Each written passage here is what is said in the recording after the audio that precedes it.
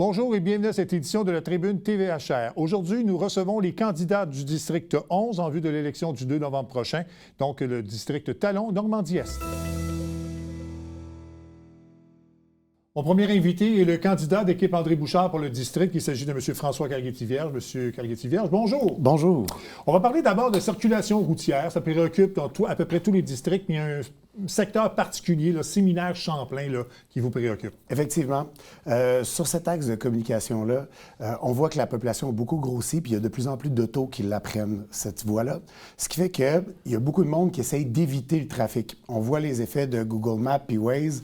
Les gens essayent de se faufiler un peu dans les secteurs à côté, puis ça crée beaucoup de problèmes de sécurité routière parce que quand on circule pour se rendre du point A au point B, on a tendance à aller plus vite. Si on se promène dans notre quartier, on a tendance à être plus relax. Mais quand c'est pour du transit puis du mouvement comme ça, on a tendance à aller plus vite. Ce qui fait que beaucoup de monde se plaignent dans le quartier d'autos qui roulent à 60 puis 70 dans des quartiers résidentiels où les enfants sont supposés jouer. Éventuellement, il faut essayer de travailler là-dessus. Il y a des mesures d'atténuation qu'on peut mettre, des bacs à fleurs, des dos d'âne. Mais aussi, il faudrait essayer de travailler pour que la circulation sur séminaire soit un peu plus fluide. C'est ce qui fait le débordement un peu sur les autres. On veut essayer de travailler sur quelques petites pistes. Entre autres, il y en a une qui viendrait d'arriver sur un projet fort qui a été fait à Kirkland pour l'utilisation d'intelligence artificielle pour synchroniser les feux de circulation. On ne s'est pas dit qu'on s'est fait, mais c'est une option qu'on voudrait regarder, par exemple, pour rendre la circulation plus fluide puis diminuer la pression sur les quartiers sur les côtés. Parfait. Vous êtes aussi préoccupé par les infrastructures routières et les égouts aussi. Effectivement, bien, Saint-Jean a fait une erreur que beaucoup d'autres villes ont faite, c'est de sous-investir dans l'entretien. L'entretien en infrastructure, ça ne coûte pas si cher que ça. Ça coûte de l'argent, mais pas si cher. Réparer puis aller à la petite pièce quand c'est brisé, ça coûte beaucoup plus cher que de faire de l'entretien régulier. On a eu un gros coup de barre à donner dans le dernier mandat pour être capable de remettre nos infrastructures à niveau. On commence à avoir un petit peu rattrapé le retard, mais il faudra apprendre de nos erreurs. On est déjà en train de mettre ça en place, mais il faudrait l'améliorer pour qu'on ait vraiment une prévision à long terme de comment entretenir les infrastructures pour éviter qu'on se retrouve dans le même scénario dans X nombre d'années. Donc, j'aimerais ça qu'on soit capable de travailler là-dessus.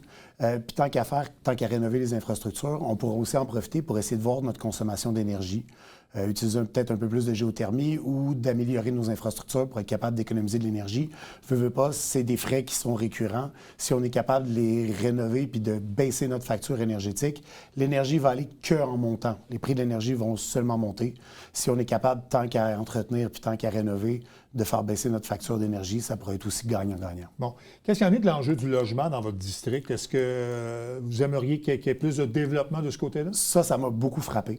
En faisant porte-à-porte, surtout dans les quartiers résidentiels, j'ai réalisé avec beaucoup de maisons unifamiliales que tu arrives à la porte, puis il y a 6 puis il y a 7 personnes qui habitent dans le logement. Là, tu regardes, puis il y a 3, tu sais, il y a les 2 parents, fin cinquantaine, début soixantaine, mais là, après ça, tu réalises que les 3 enfants sont là, puis que finalement, il y a le conjoint d'un des enfants qui est rendu dans la maison, puis ils sont rendus 6 à vivre dans la maison, pas parce que les enfants ne veulent pas partir, mais parce qu'à 25, 27, 29 ans puis 30 ans, ils n'ont pas les moyens de partir en appartement. Ça, j'avoue que c'est une vision de la crise du logement que je n'avais pas vue aller. Oui, je peux vous confirmer que c'est très difficile pour les enfants là, de vingtaine de s'établir et d'avoir un logement. Là. Effectivement, les prix du marché versus les prix quand tu commences à travailler sont très difficiles. Oui. Là, on a dû faire un moratoire justement parce qu'il y avait les problèmes d'infrastructure. Là, la Ville doit jouer un rôle de facilitateur. C'est ce qu'on essaye de faire. Mais on doit jouer un facilitateur pour essayer de faire construire du logement. Mais quel logement on doit construire? Il faut aussi faciliter l'entrée de cette jeune génération-là dans le marché.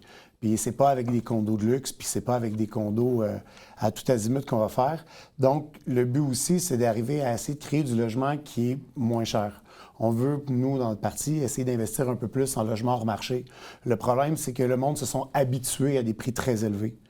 Puis, il faut créer un comparatif dans leur tête pour que tout le monde fasse « c'est pas normal ça », puis qu'on puisse revenir à une base plus normale. Ça prend aussi une intervention pour changer les mentalités. Bon. Vous souhaitez aussi là, vous impliquer auprès des entreprises, notamment là, avec du réseautage pour les entreprises. Effectivement, le réseautage est devenu quelque chose de quand même essentiel. On voit pour les commerces que c'est de plus en plus difficile. À une ère de guerre tarifaire, à une ère où les commerçants en ligne, Amazon et autres, sont en train de prendre des marchés de plus en plus importants, le commerce de proximité devient de plus en plus difficile. On le voit, il y a beaucoup de magasins qui sont fermés, on le voit qu'il y a beaucoup d'enseignes qui sont libres, il y a beaucoup de quartiers, il y a beaucoup de secteurs commerciaux dans mon district, puis je vois un peu cette difficulté-là. En faisant du porte-à-porte, je suis aussi tombé sur certains qui m'ont dit c'est dommage, on ne sait pas ce que les autres font. Je sais que la Chambre de commerce travaille là-dessus. Je sais que NextDev, puis la maison de l'économie qu'on veut créer, puis qu'on va créer, va vraiment nous aider là-dessus, mais on doit travailler comme leader pour essayer de faire en sorte que ces entreprises-là se rencontrent. S'ils étaient capables de se partager certains frais de transport, s'ils étaient capables de se partager certains frais pour l'administration ou pour certaines assurances, etc., s'ils pouvaient avoir plus de cohésion à l'intérieur, ça pourrait amener des ressources qui font en sorte que les entreprises pourraient être plus profitables puis pourraient se développer. C'est ça. En fait, enlever une espèce de fardeau financier à ces commerces-là. Là, si on leur permettait de mixer ça puis de s'entendre entre eux autres pour être capable de mieux collaborer, souvent, il y aurait des pistes là, qu'on pourrait développer pour améliorer la facilité des commerçants. Aussi avec le centre des congrès qu'on veut construire juste sur le coin de la 35 puis du séminaire. Évidemment, ça va probablement donner un coup de main avec tout le tourisme d'affaires qui pourrait venir ici. Ça donnera un coup de main pour redéfinaliser le secteur. C'est du tourisme qui est extrêmement payant. Les touristes d'affaires dépensent 2 fois plus que les touristes ordinaires. Ils n'ont pas à payer leur nuitée. Souvent, c'est l'entreprise qui les paye, etc. Donc, c'est sûr que ça pourrait aussi donner un coup de main pour tout le commerce du secteur puis redynamiser un peu comment ça se passe. Qu'est-ce que vous avez remarqué aussi dans le porte-à-porte que vous avez fait, les préoccupations de vos citoyens? Dans le porte-à-porte, j'en ai beaucoup justement sur la sécurité routière. Ça, je m'en suis fait beaucoup parler. Aussi beaucoup sur la passerelle. Ça, c'est revenu énormément. On nous dit qu'il faut prendre qu'il faut prendre les transports actifs, qu'il faut se développer, mais que là, on n'a plus de passerelle. Effectivement, c'est justement une leçon qu'on doit prendre. Si on l'avait entretenu comme du monde, la passerelle, au moment, on aurait évité beaucoup de frais. Mais là, de la reconstruire, ça devient un projet qui devient un petit peu plus compliqué. Mais vous comprenez Je comprends tout à fait citoyens ils se sentent séparés un peu, les deux districts. Effectivement, une autoroute dans un plan d'urbanisme, c'est une cicatrice qui divise une communauté. C'est comme ça partout dans toutes les villes où on l'a. Effectivement, est-ce qu'il va falloir trouver des moyens de réencourager le transport actif? Il faut se mettre là-dessus. Oui. Est-ce que vous souhaitez aussi avoir plus d'activités pour que le quartier soit plus attrayant pour les résidents de votre secteur, mais aussi pour que les résidents des autres quartiers de Saint-Jean puissent peut-être aller davantage dans votre district? Effectivement, le district, il est un peu... tu sais, il y a beaucoup de commerce, il y a beaucoup de choses, il y a beaucoup de monde qui y vont. Mais en termes d'activités culturelles qui se passent sur le terrain, il y en a un peu moins. Donc, ramener un peu dans les parcs, puis c'est ce que le parti voulait faire aussi, qu'on ait des espèces d'activités itinérantes qui font le tour des différents districts. Comme ça, bien, une semaine, ça serait dans tel secteur, tandis que dans l'autre, ça serait dans tel secteur. En fait, utiliser les parcs là, pour présenter des soirées thématiques ou des choses comme ça. Exactement. On pourrait en essayer de ramener la vie culturelle, la vie communautaire un peu plus proche, que les citoyens puissent développer aussi le sentiment d'appartenance. Oui. Puis, en 30 secondes, l'urbanisation du quartier aussi que vous aimeriez faire? Bien là, au niveau de l'urbanisation du quartier, je ne veux pas, il est plein le quartier, là, on ne peut pas le refaire, mais il faut aller vers la densité. J'ai beaucoup aimé ce qu'ils ont fait lors des derniers conseils pour permettre de faire du logement dans les quartiers résidentiels, de pouvoir transformer des appartements en sous-sol, de pouvoir être capable de faire des appartements au 2e étage d'un garage ou des mini-maisons dans le fond d'une cour. C'est le genre de situation innovante qu'il va falloir développer de plus en plus. On est beaucoup plus, puis le terrain il agrandit pas avec les limites des zonages agricoles. Va falloir densifier, on n'aura pas le choix. C'est une nouvelle réalité auquel il va falloir être confronté puis se préparer. M. Carrier-Tivierge, merci infiniment. Bonne fin de campagne et puis bonne chance pour l'élection du 2 novembre. Merci beaucoup. La prochaine invitée est la conseillère sortante du district et se présente pour la coalition Éric Lato. Il s'agit de Mme Claire Charbonneau. Mme Charbonneau, bonjour. Bonjour. On va commencer par le premier dossier, là, qui est la réalisation et la modernisation, en fait, du boulevard Saint-Luc. Oui, j'ai travaillé plusieurs années là-dessus. Maintenant, c'est sécurisé pour les piétons, les cyclistes. La seule problématique qu'il y a présentement sur le boulevard Saint-Luc, c'est dans le terre-plein dans le milieu. Ils ont fait un projet pilote, ils ont planté des fleurs sur comme une espèce de tapis, mais ils n'ont pas pensé que la mauvaise herbe poussait plus haut que les fleurs. Fait que là, disons que j'ai demandé de couper. Ils en ont coupé, mais là, je pense qu'il faudrait en recouper d'autres parce que j'ai passé ce matin. Puis effectivement, là, les mauvaises herbes poussent beaucoup plus vite que les fleurs. J'ai un exemple. Oui. Bon. Il y a aussi la sécurisation là, des rues résidentielles là, que vous aimeriez attaquer, là, Oui. plusieurs rues en particulier. Là. Oui, parce qu'il y a beaucoup de vitesse dans les rues. Une des choses aussi, c'est que les gens ne font pas leur stop. Fait que ça, c'est problématique. Vous avez la rue Rita, vous avez la rue Grenier, la rue Mailloux, je vous en nommerai d'autres, la rue Alexandre. Tu sais, il y a beaucoup de rues que les gens se servent de ces rues-là pour couper à travers, puis ils font de la vitesse dans ces rues-là. Et ils ne font pas leur stop. Bon. Mais la limite de vitesse est quand même basse dans ces rues-là? C'est des 40 km. 40 km. Puis même autour des parcs, c'est des 30 km. Là, Ouais. Mais je sais que sur la rue Rita, on a mis des dos d'âne parce que c'était quand même assez dangereux. C'est une rue qui n'est pas très large, un peu sinueuse, avec 3-4 garderies familiales qui se promènent dans la rue. Fait que c'était vraiment... on était dû. Puis sur la rue Berthier aussi, ils ont mis des bollards. Ça n'a pas corrigé la vitesse, mais ça l'a amélioré un petit peu le fait qu'on met des bollards dans le milieu de la rue aussi. Ouais. On parle de sécurité. Là. Il y a des intersections aussi qui sont problématiques dans votre district, là, notamment Champlain, Jean Talon, plusieurs autres également intersections là, qui sont aussi problématiques au niveau de la sécurité. Là. Oui, c'est ça. Même la rue, j'ai fait mettre un stop au coin, sur Victor Hugo, au coin de Meunier. Je l'avais demandé pendant un bon bout de temps. Ils l'ont fait quand il y a eu un accident. Fait que, tu sais, je vais insister pour essayer de sécuriser les intersections avant qu'il y ait des accidents. En fait, prévenir plutôt que guérir. Oui, c'est ça, effectivement. C'est ça. Il y a le réaménagement aussi du boisé Normandie là, qui est dans vos priorités. Là. Oui, bien ça, de toute façon, on fait un gros travail là-dessus parce qu'il y avait beaucoup de frênes. Fait qu'il y avait beaucoup d'arbres qui ont été abattus à un certain moment donné. Et puis, à cette occasion-là, on a replanté des arbres. On a de la biodiversité aussi, fait que c'est plus du gazon, autrement dit, là. Mais j'ai fait mettre quand même des piétonniers, parce qu'il y en avait un le long de la clôture, que les gens s'étaient fait eux-mêmes. Fait que là, on l'a comme modernisé. On a fait mettre de la lumière aussi dans ce boisé-là, parce que c'était très noir. Il y a déjà eu des mauvais événements dans ce boisé. La seule problématique, c'est que j'aimerais ça que les parents avertissent leurs enfants que quand les enfants de la polyvalente vont le midi dans le boisé, qu'ils arrêtent de détruire la balançoire, les bancs, tout ça. Même, des fois, ils arrachent les poubelles. Donc, il y a beaucoup de vandalisme. Oui, puis on sait que c'est les jeunes de la polyvalente qui le font, là, en général. OK. Dans votre porte-à-porte actuellement que vous faites, là, quelles sont les préoccupations des citoyens? Bien, il y a la vitesse, beaucoup. Conservation des boisés, mais ça, de toute façon, on a fait le plan de conservation 1-2. On est dans le 3 qui devrait sortir d'une journée à l'autre. Il n'y a plus de boisés, de toute façon, qui vont être détruits ou quoi que ce soit. Le boisé fortier, on va le laisser nature. On ne fera pas un aménagement qui va coûter les yeux de la tête, parce qu'après ça, il ne faut pas oublier qu'on doit entretenir quand même les boisés. Là. Mais la vitesse, c'est la première chose que je me fais dire. C'est vraiment ça. Surtout à cause des enfants, là, parce qu'évidemment, autour des écoles et tout ça, donc c'est préoccupant quand même pour les parents. Oui, c'est ça, parce qu'il y a de plus en plus de jeunes familles qui ont des maisons, dans le secteur surtout Saint-Luc, en arrière de Pasquier. Puis, tu sais, je veux dire, les enfants qui vont à l'école aussi, là. Fait que, puis aussi, ce que je me suis fait dire beaucoup, j'imagine que vous allez arriver à ça, le déneigement à droite était problématique pour les écoles et pour les personnes âgées aussi. Dans mon secteur, j'en ai beaucoup. Mais de toute façon, ce dossier-là, en principe, devrait être réglé, le dossier du déménagement. Du déneigement, oui. On a retourné à gauche. Oui, c'est ça. Mais pendant un hiver, il y a des gens qui ont souffert de ça, autant les enfants que les personnes âgées. Puis, mais maintenant, c'est réglé. Les gens sont bien contents. C'est ça. Il n'y a pas de retour en arrière dans ce dossier-là. Non, en ce qui me concerne, tant aussi longtemps que je vais être conseillère, on ne retournera pas. On va rester déneigement à gauche. Parfait.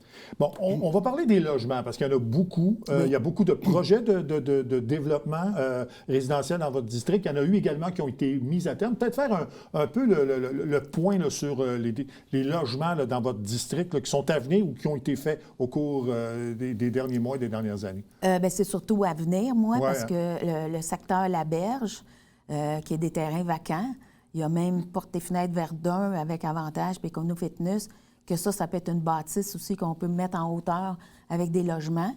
Dans le secteur La Berge, ça va être un mix de commercial et logement. Il y a les autobus d'Olbec aussi qui ont été achetés par un promoteur. Là, on est en attente de savoir quand est-ce que ça pourrait se faire.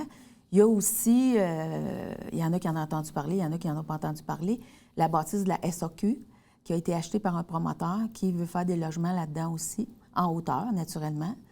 Fait que moi, ça, c'est mes secteurs, en principe, qui pourraient être développés en logement. Donc, c'est un secteur, là, on parle de Séminaire, Boulevard Saint-Luc, là, qui va être vraiment là, en développement. Là, Boulevard Saint-Luc jusqu'à la berge, jusqu'à la 35. Jusqu'à la 35. Exact. Bon. Mais il faut faire une étude de circulation dans ce secteur-là parce que si jamais au centre d'achat, il y a des logements aussi qui lèvent, il faut tout revérifier la circulation. D'accord. Donc, parce que ça, je me suis fait poser la question parce que je croise des gens. Qu'est-ce qui allait arriver avec la bâtisse de la SAQ? Bien là, vous me dites que ça va être un projet résidentiel. C'est un promoteur qui l'a acheté. Exactement, voilà.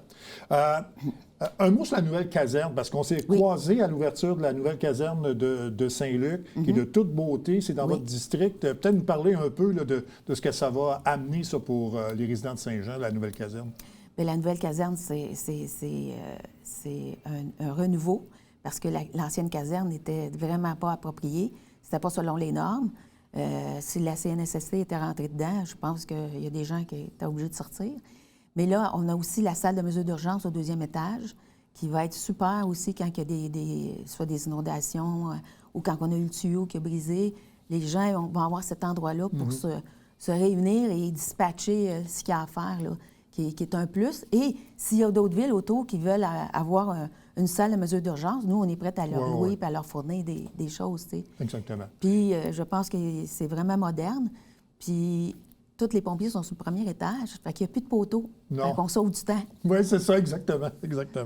Est-ce qu'il y a des enjeux d'infrastructure dans votre district ou tout va bien de ce côté-là? J'en ai vu sur Mayou.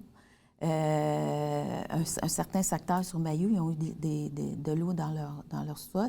Ou c'est sûr, quand il y a une pluie extrême, là, il peut en avoir quelques-uns par-ci, par-là. J'ai aussi des secteurs comme la rue des Roses, Mayou, que les entrées aussi, parce que c'est des fossés. Mm-hmm. Fait que des fois, les infrastructures lèvent. Là, j'ai quelques maisons que les infrastructures, dans leur entrée, ils ont levé, les tuyaux sont sortis, puis certaines problématiques, parce qu'il y a certaines rues dans ces secteurs qui sont vraiment... qui n'ont pas d'infrastructure, autrement dit. Ils n'ont pas de bordure, ils n'ont pas de trottoir, puis c'est un peu ceux-là aussi. Oui.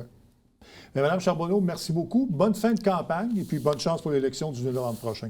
Merci. Puis on va espérer que je ne me ferai pas enlever trop de pancartes. C'est déjà commencé. Oui, les enlevages de pancartes. Oui, c'est voilà, ça. Semble-t-il. Et c'est criminel d'enlever des pancartes. Merci beaucoup. Merci beaucoup, M. Tremblay. Mon prochain invité est le candidat de Démocratie Saint-Jean, équipe Marie-Lou Charbonneau pour le district. Il s'agit de M. Sylvain Massé. M. Massé, bonjour. Bonjour, M. Tremblay.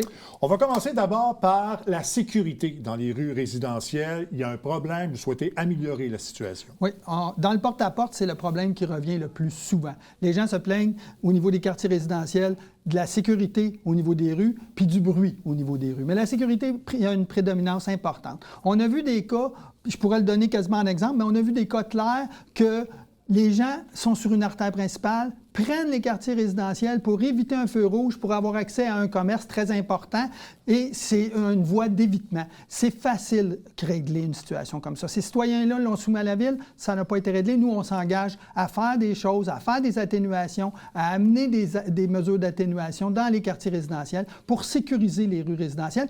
Les rues résidentielles doivent servir aux résidents et aux livreurs dans ces résidences-là, l'accès aux résidences. Oui, c'est souvent des familles qui demeurent dans ces secteurs-là, donc il y a des enfants en cause, donc faut... Toujours. Il y a des enfants qui attendent l'autobus, puis c'est des voies d'évitement. Il faut vraiment corriger. Puis il y a des corrections à apporter pour atténuer.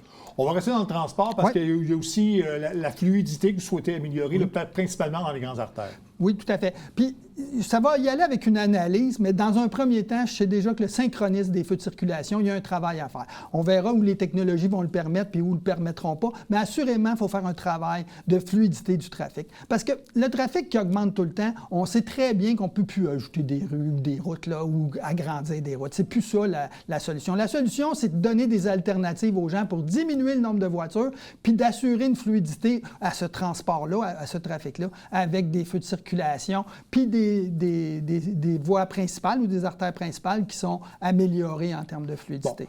Bon. Et on peut aussi améliorer ça par l'amélioration de transport en commun, réseau de pistes cyclables, entre autres, pour justement que les gens puissent utiliser d'autres moyens de transport. C'est là que j'arrivais avec la diminution du nombre de voitures. C'est le premier objectif, là, parce qu'on n'ajoutera pas des voies puis des routes, là. C'est clairement. Voilà. Il y a l'ajout d'arbres aussi. Là. Vous souhaitez qu'il y ait plus d'arbres dans votre district là, pour... Là, j'ai été vraiment interpellé, mais là, c'est un quartier vraiment spécifique. OK, un secteur du mais il y a un manque d'arbres sur les emprises municipales un peu partout dans la ville. Mais allons-y avec ce quartier-là. C'est beaucoup de rues quand même, il y avait beaucoup de freins, et la ville est procédée à l'abattage de ces freins-là. Sauf qu'il n'y a eu aucun remplacement d'arbres. Fait que c'est des secteurs complets que ça diminue la qualité de vie du milieu de ces gens-là. C'est souvent des terre-pleins, il n'y a plus d'arbres, il y avait une repousse de frein, la ville est intervenue pendant la campagne parce qu'il y a eu une certaine pression, mais les citoyens se sont plaints encore une fois à la ville. Puis moi, ce que j'ai déploré, je l'ai amené même au conseil dans une intervention citoyenne, c'est le citoyen qui coupe un arbre, il y a un délai pour remplacer cet arbre-là. La ville devrait donner l'exemple. Je ne dis pas quand tu abats une quantité importante de freins de se limiter à 1 an comme délai, mais avoir une certaine cohérence avec un règlement de cette nature-là. OK. Il y a les parcs aussi. Vous souhaitez que les parcs, en fait, servent à toutes les générations. Oui. On a beaucoup de parcs puis c'est tout à fait correct, là, qui sont aménagés pour les jeunes familles, les jeunes. C'est tout à fait correct. Là. Je suis pas en train de... C'est ça qui attire, en fait, les familles à s'installer dans un secteur particulier. Puis on voit souvent du monde. Là. Je suis pas en train de dire qu'ils sont sous-utilisés. Non, il y a une utilisation importante. Mais souvent, le parc est grand. Puis cette section-là, qui est bien aménagée, mais les adolescents, je l'ai vu, puis il y a des parents qui me l'ont dit, moi, mes enfants, ils ont vieilli, puis ça les intéresse plus. Il n'y a plus rien, il n'y a plus d'attrait au parc. Il n'y a pas de basket, il n'y a pas d'éléments pour la classe. Puis quand je dis les générations, c'est un peu ça. Je veux que ça soit inclusif. Dans le fond, c'est les adolescents, les adultes, puis même les personnes âgées qui devraient avoir un bout de parc qui est aménagé pour favoriser leur utilisation. Oui, parce qu'il y a un vieillissement de la population. Donc, il y a des gens qui veulent juste aller dans un parc pour lire un livre, par exemple, ou juste marcher un peu pour... On a eu l'exemple sur Normandie, à la fin là, de la rue Normandie, c'est très large. C'est un parc, dans le fond. C'est plus rien qu'un terre-plein. C'est très, très large. Puis les personnes âgées, il y a beaucoup de personnes âgées dans ce secteur-là, ils ont dit, il n'y a pas de banc, on ne peut même pas s'asseoir. Fait que même si tu vas te promener un peu là, il faudrait qu'il y ait des bancs pour pouvoir s'asseoir. Fait qu'on a eu cette demande-là de citoyens. Bon. Est-ce qu'il y a eu d'autres choses que vous avez remarquées dans votre porte-à-porte? Oui. Moi, le porte-à-porte, là, ce qui m'a le plus frappé, c'est je dirais l'engouement des gens pour un renouveau. Moi, j'ai senti un enthousiasme des gens pour aller vers un renouveau, puis d'arriver avec un groupe d'élus qui soit un petit peu différent, je vais le dire comme ça, mais qui soit différent pour amener une dynamique différente au niveau du conseil et au niveau de la ville. Puis je vais en profiter pour faire juste un élément là-dessus de précision.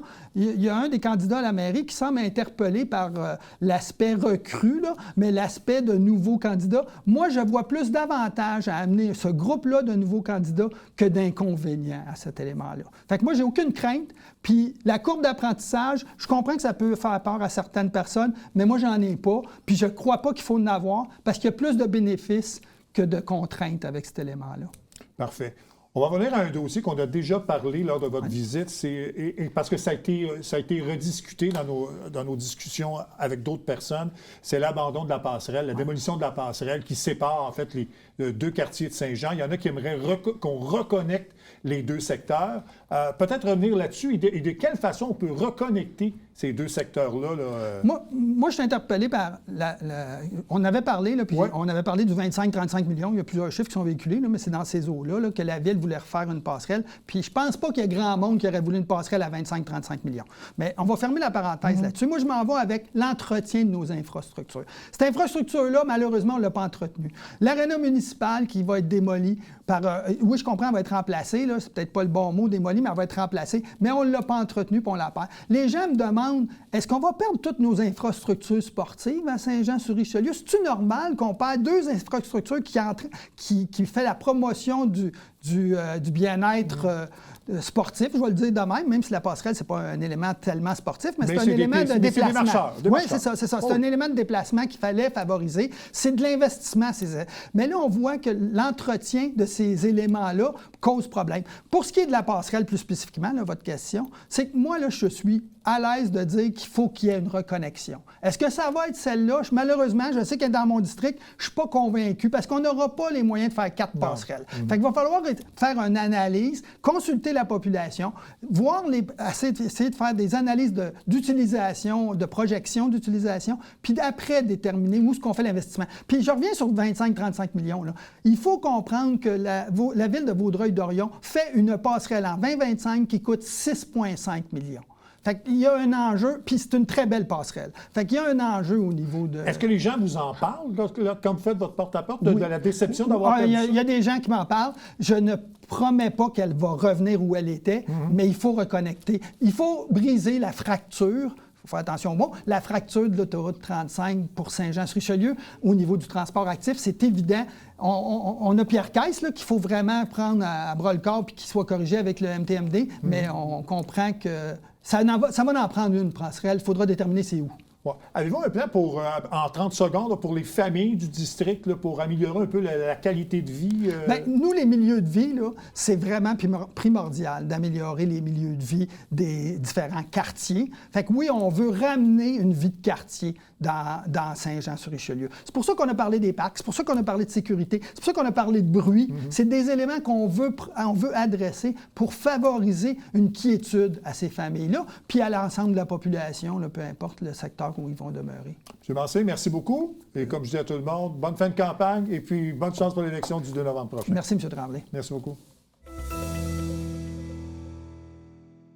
Voilà, ça complète cette édition de la Tribune TVHR. Vendredi, nous complétons nos entrevues de district. Nous recevrons les candidats du district 12, soit 80 Île Sainte-Thérèse.